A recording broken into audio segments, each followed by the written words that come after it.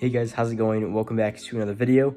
This one is pretty crazy. Actually, this is something that I did not anticipate making this video for a reason I'll explain in a second, but I got COVID. Apparently, I was not feeling good this week. I got a test. It was COVID. I didn't know that's still a thing, but all that to say, I drove home from college today. I wasn't planning on it, but now I can make this video.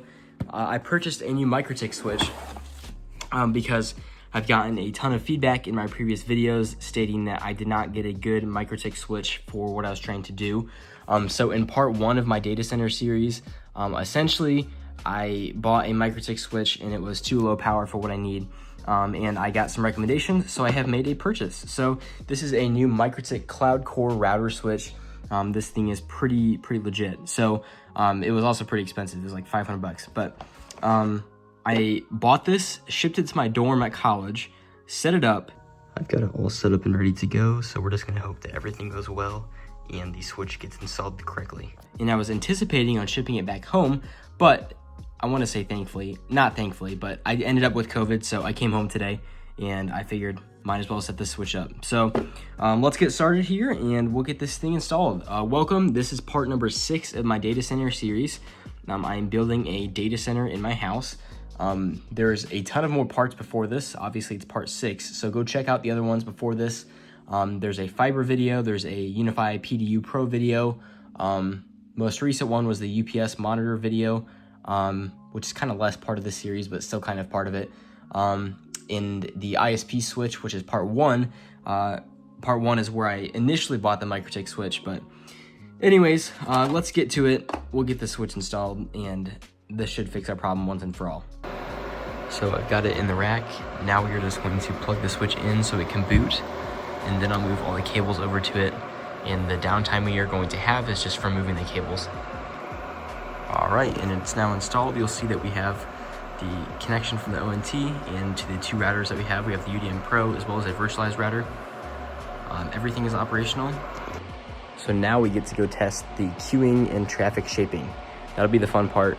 So I'm excited to see how this works. It should be a lot better performing than it was on the other switch that I had.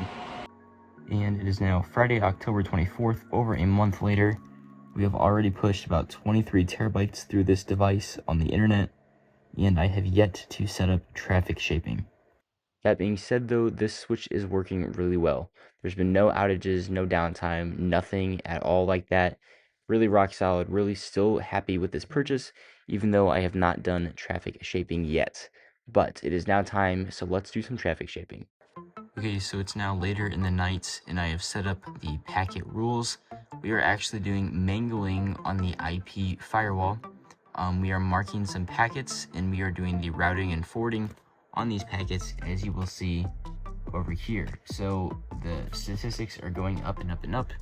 And let me talk for a second on why we did not end up using the queues under the IP screen. So you'll see I actually did have some queues set up here, but unfortunately, due to how the Mikrotik processes the packets, it has come to my attention that the queues actually are not what we want. And same for the interface queues, they don't actually matter. As long as under our bridge that we are actually tagging the packets as the firewall packets. I don't know where to do that from here. You can do it from the CLI.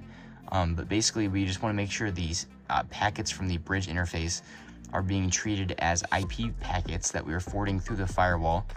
Then actually we are able to do this all through the firewall. So I'm not sure if this is the most efficient way to do this inside of Mikrotik, but I can tell you that this is what is actually working, unlike the queues.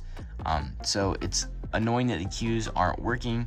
I feel like personally the queues would be a lot easier to use than the IP rules and the mangling and stuff, but at the end of the day, I'm happy with whatever works for now at least. We can always go in and we can kind of redo things in the future, but for now it is working well. You'll see our CPU load is just about 5 to 6%, which is pretty good. We have almost 4 gigs of memory available, so we are sitting at pretty good resource utilization at this point in time, and we are not even close to maxing out the CPU on the device, which is a great sign. Alright guys, and that is about going to do it for this video. So we have rate limiting set up, we have the switch in place, everything is functioning the way it should. However, I do still think there's a lot more work I should be doing to kind of make it a little bit more future-proof, in the sense that there's a lot more rate limiting and that kind of thing that I should probably set up for future use. The intent of this switch is to help with services for hosting, like if I do any co-location or if I do any VPS services that I want to rate limit a little bit more specifically. The nice thing is with Mikrotik, I can kind of give a overall allocation of all bandwidth, and then I can prioritize certain bandwidth and dedicate certain bandwidth to certain devices. With like Proxmox rate limiting, we're really limited to just setting a pipe, and I guess just assuming or hoping that the user doesn't always use the entire pipe, etc. So a lot more to do, but overall this switch is working well, as expected, for $400. So that's pretty much all I have for this video, guys. So if you have any feedback or suggestions, leave a comment down below. I hope you enjoyed this video. Have a great day. I'll see you all in the next video.